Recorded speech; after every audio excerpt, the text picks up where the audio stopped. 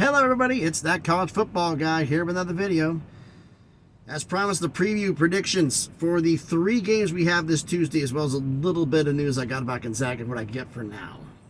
So it's a little conference craziness and some predictions.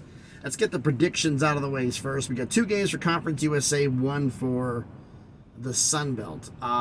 First game, I'm still wondering what the hell the sports books are thinking. Louisiana Tech at Middle Tennessee State.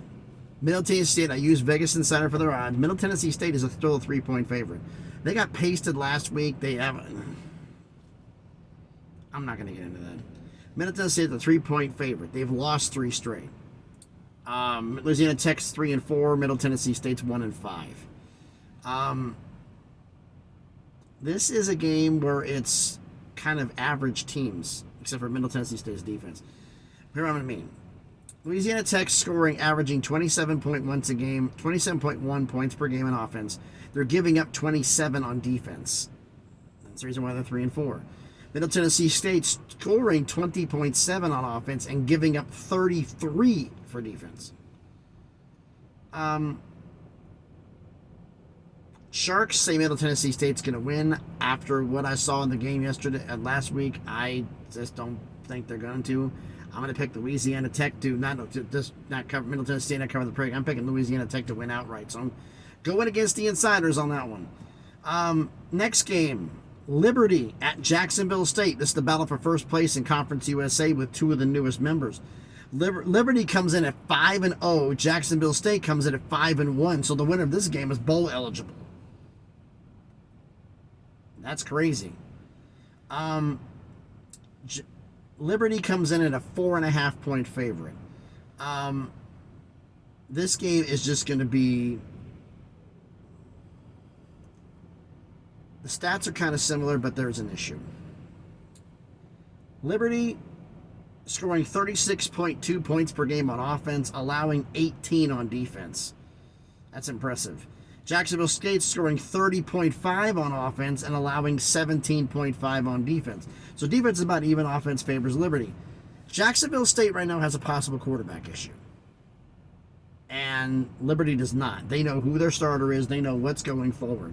And for that reason, and the fact that I've liked what I saw out of Liberty in the last few games, I'm picking Liberty to win this game and to cover the 4.5. Last game, Coastal Carolina at Appalachian State. Appalachian State's a 6.5-point home favorite. Coastal Carolina comes in at 2-3. Appalachian State comes in at 3-2. This is really close, but there's one stat that separates these two. All right, Coastal Carolina, 30.8 points per game on offense, allowing 23.6. So 31-24, 7 points. Appalachian State scoring 36 points a game on offense, but giving up 30.8. Their pass defense is horrible, but that's not the focus of the game here. The key to this game, like pass offense, pass defense, they're kind of matched up evenly. Here's the difference. The one stat that was glaring. Appalachian State is 17th in the country in rushing offense. Coastal Carolina is 101st in rushing defense. That spells a recipe for disaster. So I'm going to go and agree with the Sharks and the insiders and pick Appalachian State to win and cover the spread. So it's Louisiana Tech over Middle Tennessee State. I'm disagreeing with the insiders on that one. Agree with the insiders, Liberty to cover the 4.5 against Jacksonville State. And also agree with the insiders, Appalachian State to cover the 6.5 against Coastal Carolina. Now, the Big 12 and Gonzaga. Now, this is basically the talks have been renewed going on here. The Monty Show did a full thing about this, the verbal invite and everything else for the Big 12 getting one from, but nothing in writing. An invite for Gonzaga to join the conference. And now, has anything been happened since then? We on there. They should have been in here. That's what I kept hearing from other people on the Monty Show. What I heard was this. The one thing that would hold it up. Money. They're resuming right now because there's an interest right now. They want to see if they can get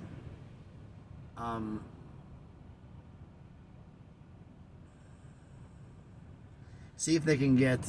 I'm watching a tractor trailer right now who has a gas station fuel tank on the back of his extra wide, trying to shoehorn his way into a parking space across from me. I'm in Greenville, Tennessee, here at a truck stop, and I'm watching this guy hopefully not take this guy's mirrors off.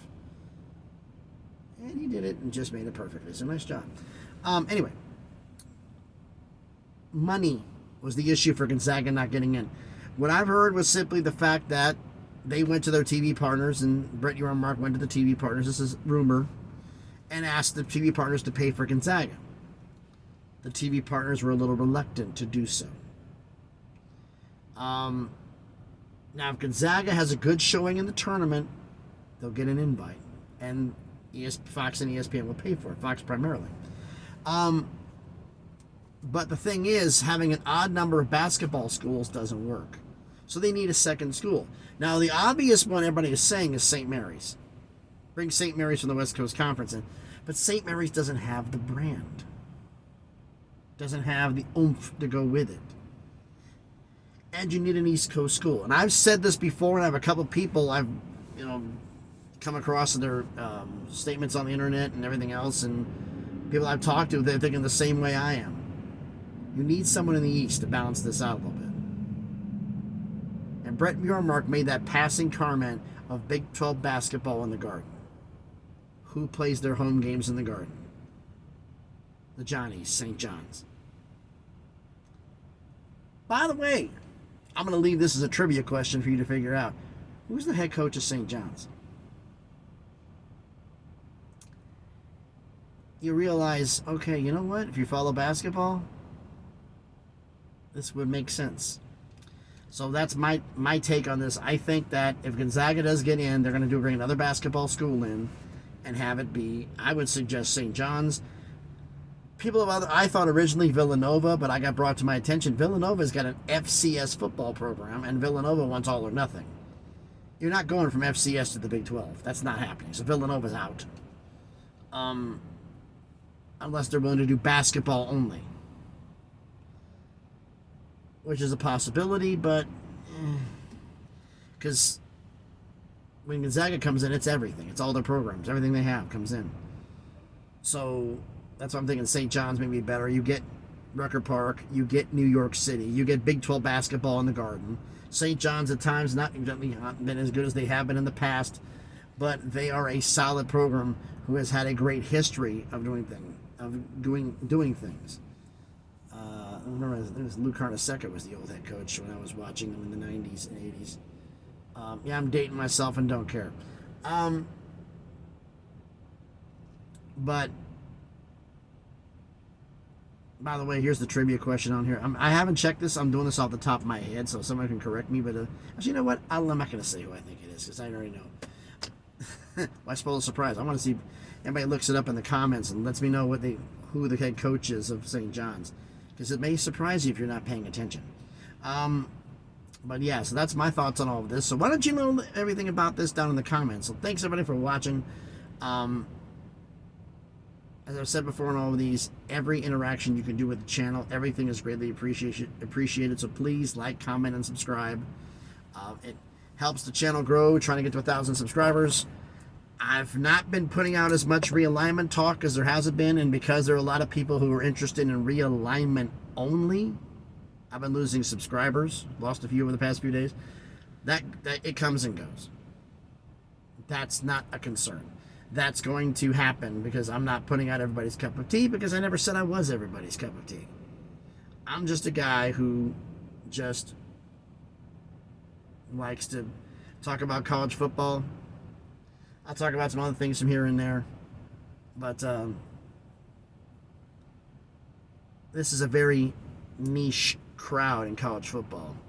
It's not exactly mainstream for everybody. But there's some who have done remarkably well.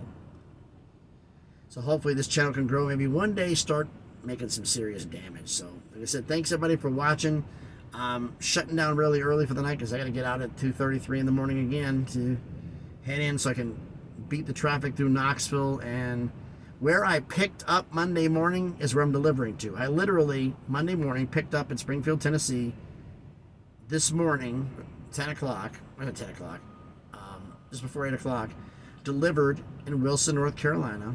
I went from there, drove 10 miles down the road to pick up a load that's going right back to the place I picked up my Monday load at in Springfield, Tennessee, going right back to the same place. I don't know if I'm going to be doing back-to-backs and just keep doing this run all week. I have no idea. But we'll find out about all of this later on. So thanks everybody for watching. Hope everybody's having a great Tuesday again. College football. We're starting having football pretty much every day of the week, pretty much. You know, these Tuesday, Thursday through Friday games are going to be starting to kick in a little bit more. Conference USA doing things, Sun Belt doing things, as well as the MAC, who hasn't even started theirs yet, and theirs is usually last 2 weeks of October, all of November when they start doing stuff. So that's going to be kicking in even more.